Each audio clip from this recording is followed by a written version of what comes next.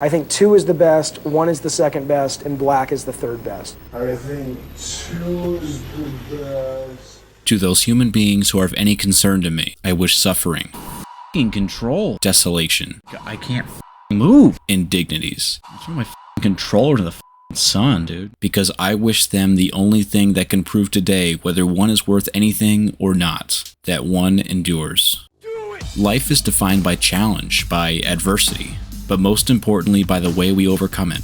Only those who weather and endure the path to the greatest peaks can truly appreciate its view, and no greater challenge exists on this planet than that of playing this game from 1996 for the PlayStation 1, Twisted Metal 2. Hello, it's me, the Twisted Metal 2012 announcer.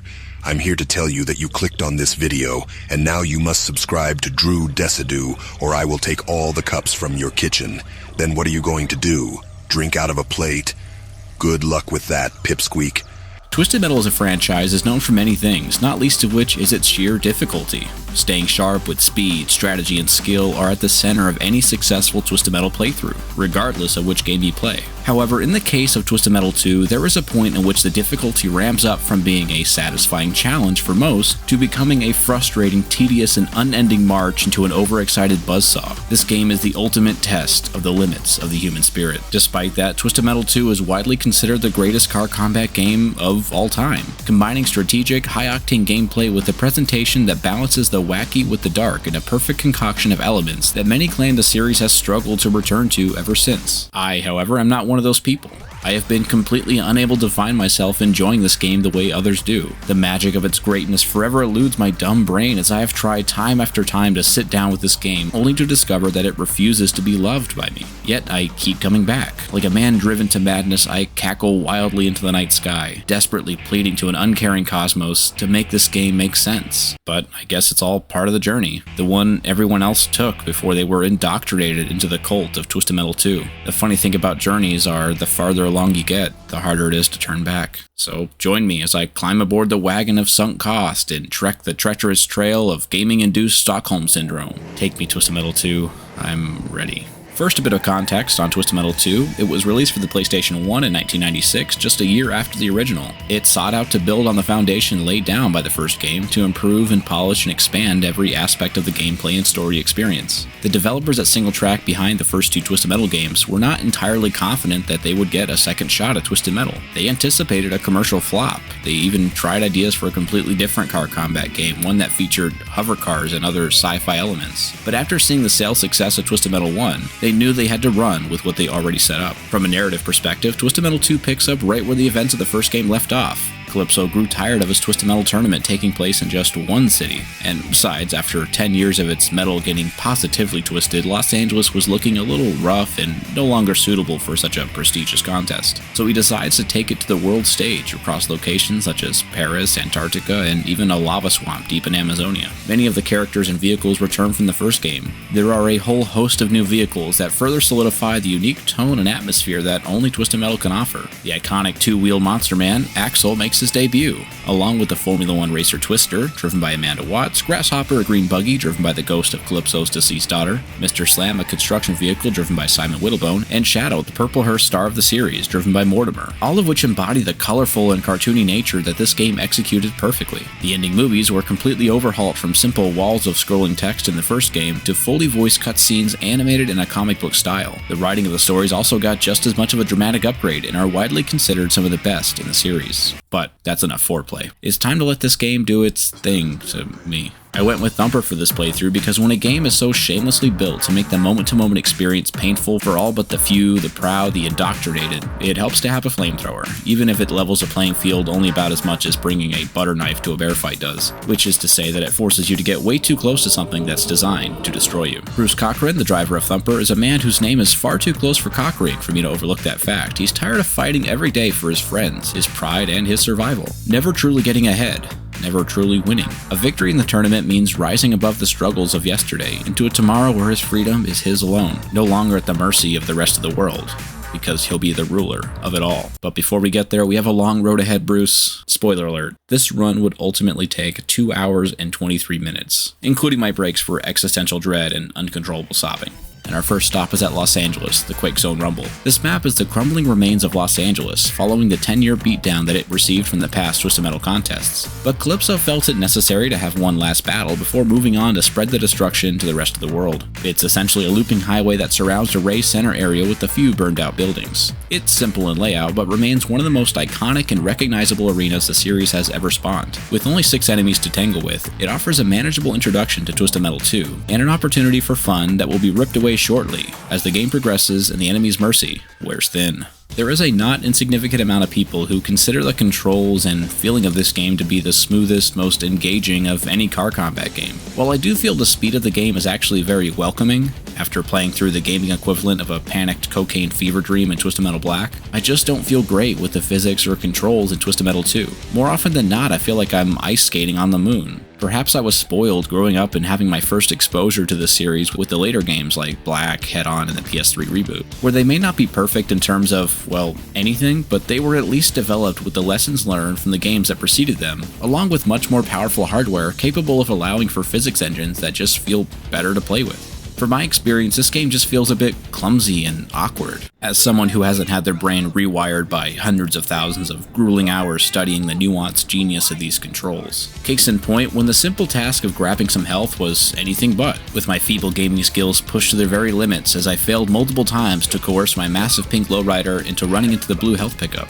Sometimes it feels like there's some sort of steering acceleration with these cars, like the longer you hold the button to steer, the more aggressive the input is applied. I have no idea if this is true, but it feels somewhat inconsistent at times how hard I turn. Even if I enjoyed the feeling of this game, it wouldn't matter because the controls are taken out of my hands constantly. Whether it's an endless barrage of freeze missiles piled on by an enemy with nothing better to do, or the countless weapons and special attacks that will break any momentum you have and throw your car into the air. Sweet Tooth's napalm cones, Outlaw's tasers, Twister's twister will without fail force you to be popped up helplessly, with the only recourse being to sit there and cry about it, like I am right now. But I discovered quickly how devastating the flamethrower is on Thumper. Keeping an enemy in the stream of fire pouring out from your grill will melt them in a matter of seconds, even taking out someone like Mr. Grimm with a single use. I belched my blaze in the general direction of Hammerhead, only for Roadkill to step in front, perhaps hoping to protect him. But his valiant effort was repaid by becoming a charred husk left on the LA freeway. An underrated but foundational component to the success of Twisted Metal is that the vehicles don't behave like real-life cars. They aren't beholden to realism. They instead operate much more like characters in a fighting game with tight controls and incredible responsiveness compared to what a driving game might have. There's no gear shifts or tire wear or insert third sim racing thing here. To the best of their PlayStation 1 abilities, the developers at Singletrac make it clear they want the player to be as empowered as possible when committing countless motor vehicle related crimes of war. These vehicles accelerate to top speed in the blink of a bee's dick. They rotate in place like a shopping cart from hell. They can even leap several times their own height into the air when the inputs for such a command are actually recognized by the game. Which brings me to my next point. Making an appearance for the first time in the series are an array of advanced moves like a freeze missile, shield, drop mine, rear fire, napalm, and jump that can be unleashed at the press of a button, or several. See, you have to input a series of directional buttons in order to perform these moves, like a combo in a fighting game, really driving home the philosophy this game takes in being a fighting game in cars. However, the issue is not in concept. The concept is perfect. It's the execution that gets my knickers bunched up in a tizzy. The game just sometimes decides that it didn't see you press those buttons. No matter how sure you are that those buttons were pressed in the correct order, the game will just shrug and wait patiently for you to go f yourself. None of which is helped by the fact that the directional pad is also the group of buttons most responsible for your steering. So trying to get off a freeze missile while also navigating a tricky turn is more than the game can allow for. You get one or the other. I have no doubt that by this point, no less than 99% of you have leapt into the comments to tell me how wrong and dumb I am for how I feel about Twisted Metal 2, but I know there is not a single human being on this planet who would disagree with me when I say that the advanced attack inputs are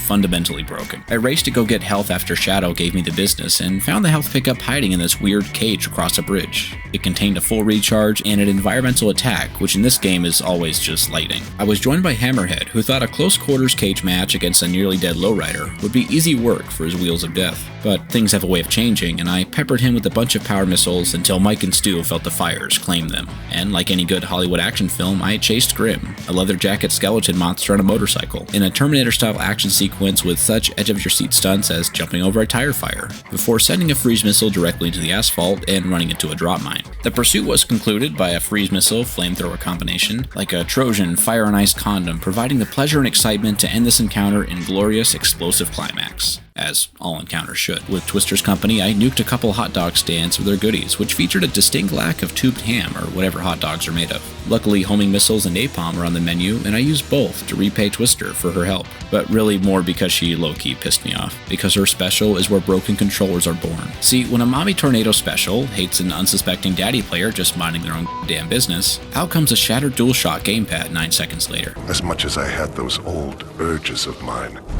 I kept them to myself for the moment. Outlaw should have stayed out of the kitchen because they couldn't handle the heat, and Shadow was no match for my baffling move of point-blank napalm strike and machine gun combo. Now that we've had fun, it's time for the next level, which has a name that in general I don't think YouTube would like very much, but it rhymes with Roscoe, Puicide, Clyde, and it's a terrible map. It's arranged as a bowl with bridges crossing its center. It's small, lacking in weapons and any ability to run away, and there is a single health pickup that is far more likely to be accidentally driven into by the opponent, mindlessly puttering along, than being of any use to the player. Throughout my time playing, I have noticed on multiple occasions that enemies will get kind of stuck on each other, unable to move unless some outside force separates them. It's moments like those that allowed my flamethrower to spread its wings and fly. Sweet Tooth and Axel were bumping into one another, probably conspiring some wicked plan to Axel power me into submission. I took Sweet Tooth from near full health to just about nothing because I can't stress enough how ridiculous this special is. It just requires so many things to go right that I'm surprised I don't have to submit the proper forms and get approval from my local zoning board to actually use it. I once again struggled mightily to drive in a straight line to grab the only health pickup this map has. I then drove in a circle around the map, hoping a weapon would spawn that was actually useful since my inventory had been depleted already after a riveting 30 seconds of combat, to the tune of 0 enemies destroyed. A wild fire missile appeared, and with my parents' permission, I used them in tandem with my flamethrower to bring Axel to just a sliver of his health, which turned out to be a running theme for me.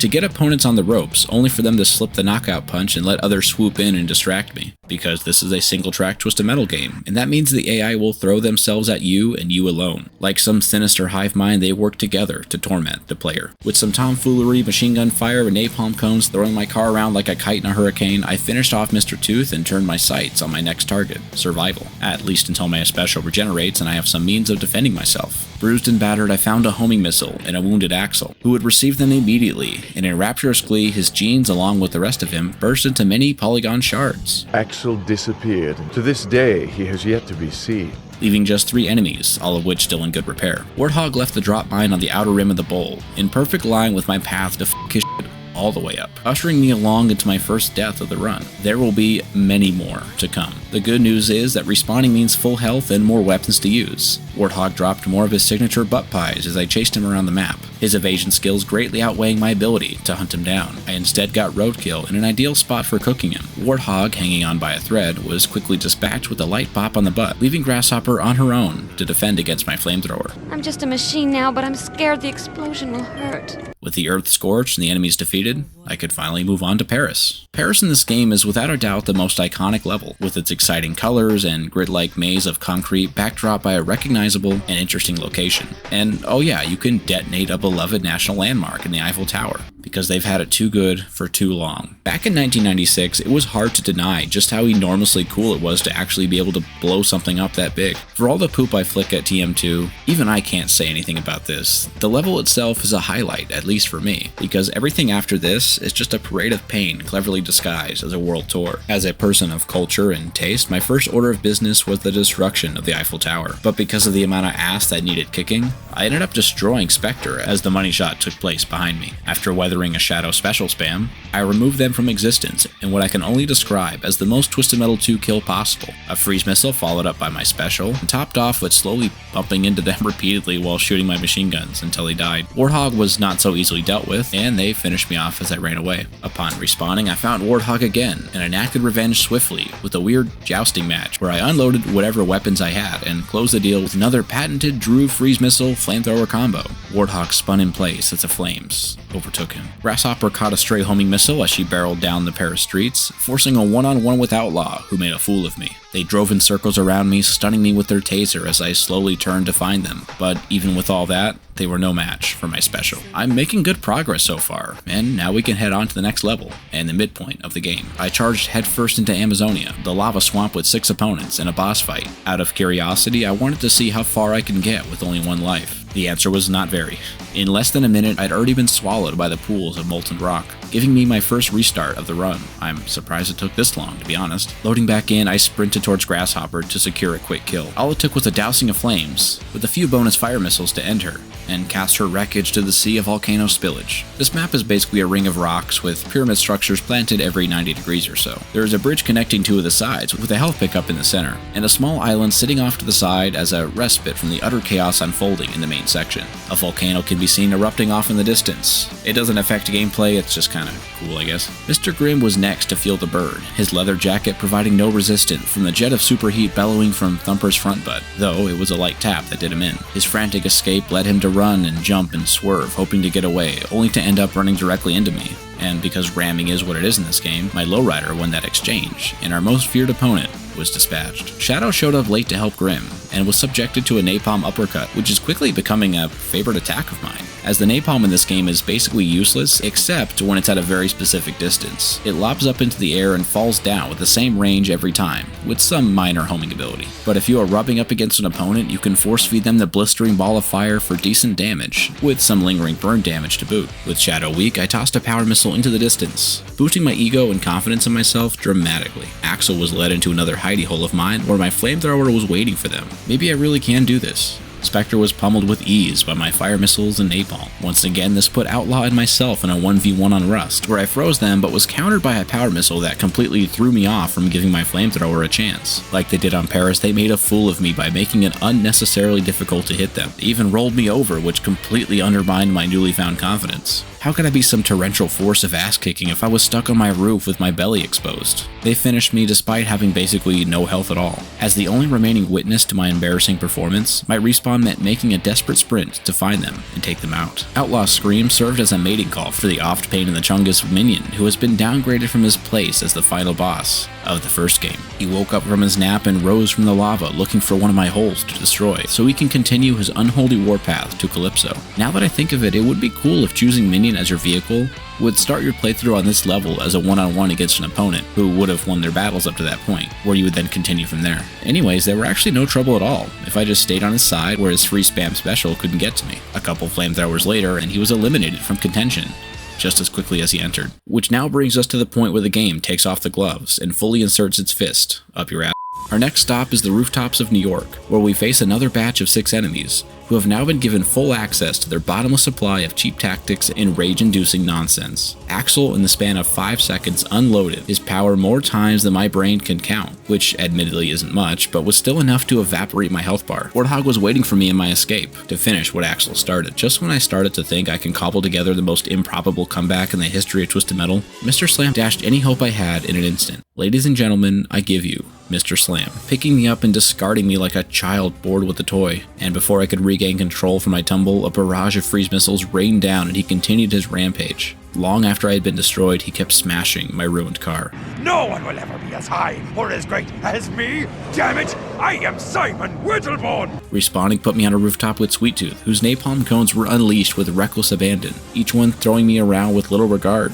Returning to the scene of that bull, I began my revenge that went well at first. I put Sweet Tooth in a tough situation where a ricochet knocked him to the edge of the rooftop, leaving his only options to either fall to his doom or be slowly chipped away by my machine guns. However, Roadkill saw it all unfold and rushed to his aid, spamming his special and freeze missiles at an inhuman pace, taking my health bar from full to nothing instantly. But even that became manageable, where I avoided it long enough to actually start doing meaningful damage. But of course, another enemy was well on their way to assist his fellow cheating AI, and Warthog finally brought me down. Revenge Tour version 2 started with the napalm firmly placed into Roadkill's exhaust hole, giving me some semblance that this could be done, especially when Warthog got himself stuck on the burning scrap of Roadkill and was dumped with ease. I found safety in the elevator that also had a full health pickup, but that safety was short-lived with a maniac like Twister closing in, because close quarters with a literal tornado is the kind of hell no that doesn't even need a warning. like running dick first into a lobster tank at Red Lobster. It doesn't need to be said, I would hope. Anyways, I am still banned from every Red Lobster location in the continental United States. That's not important at the moment. What is important is my encounter with Twister left me with no health left in which to handle Outlaw, whose special, while not super powerful, is dangerous from any direction and kept me from finishing the level. The password screen is quickly becoming a familiar and frustrating sight. Slapping in the buttons for New York, I jumped back in with my rage bubbling and building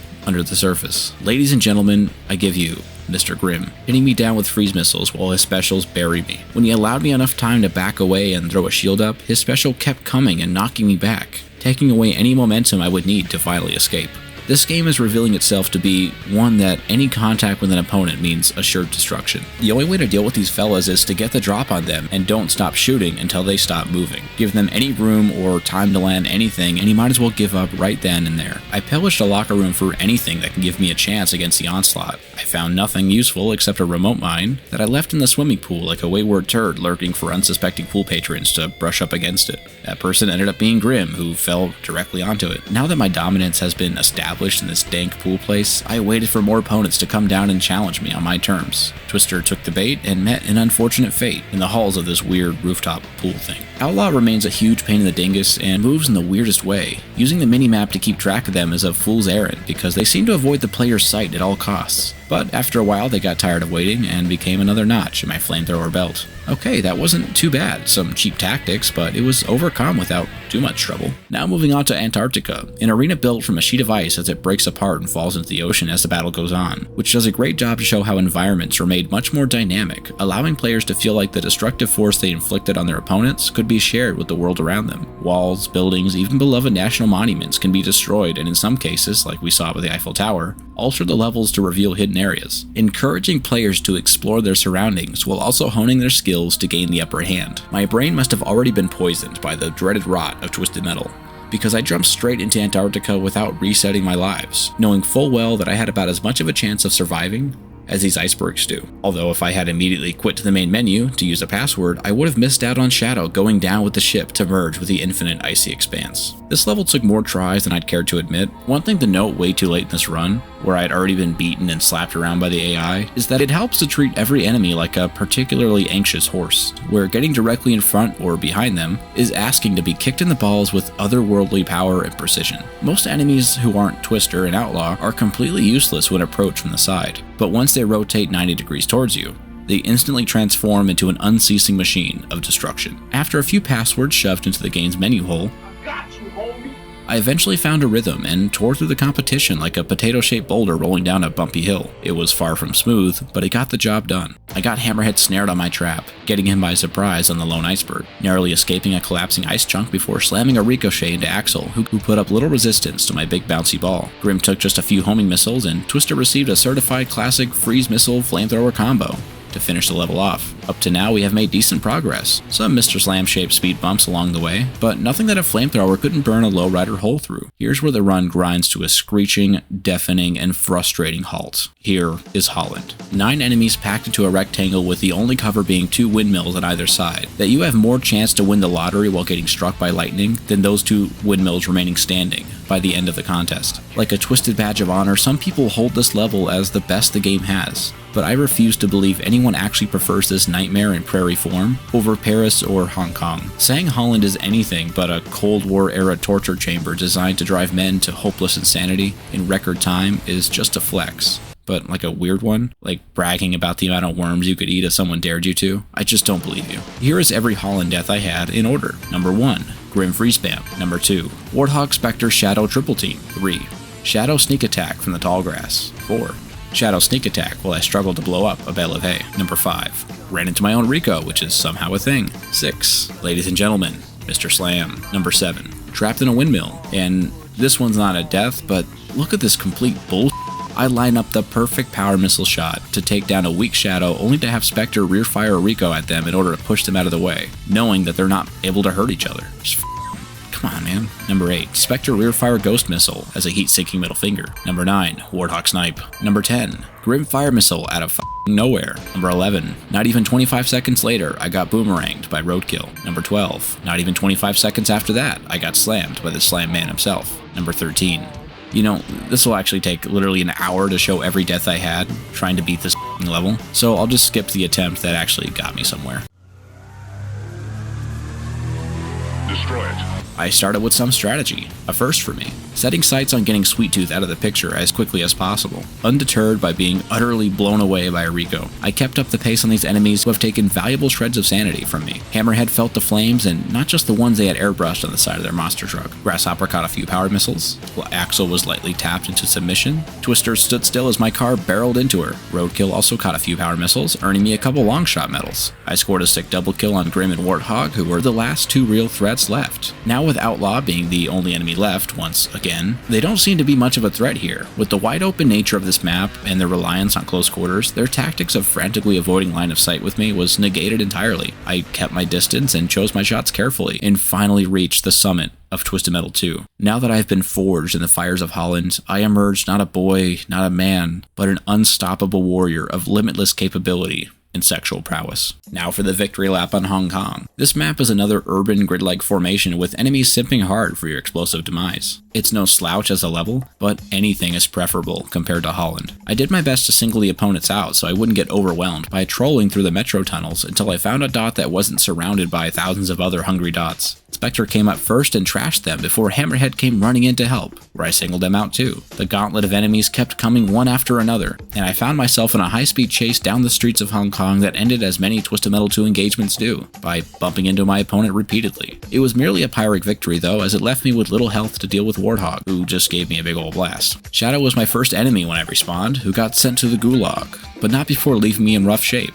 So I retreated back to the metro tunnels, where Outlaw was just driving around for no reason, taking out some other opponents. Once again, Outlaw was the only one remaining, and as they always do, they jumped out of nowhere like an electric gnat, stunning me as I unsuccessfully attempted to understand what is happening, as my car bounced up and down despite my best efforts to control it. Outlaw met her end after circus-level f***ery, and I could take on the final boss, Darktooth, who is not the kind of car I want to be forced to get close to because their ram damage is absurd. But that's the only way I can use my special, so it was worth a try.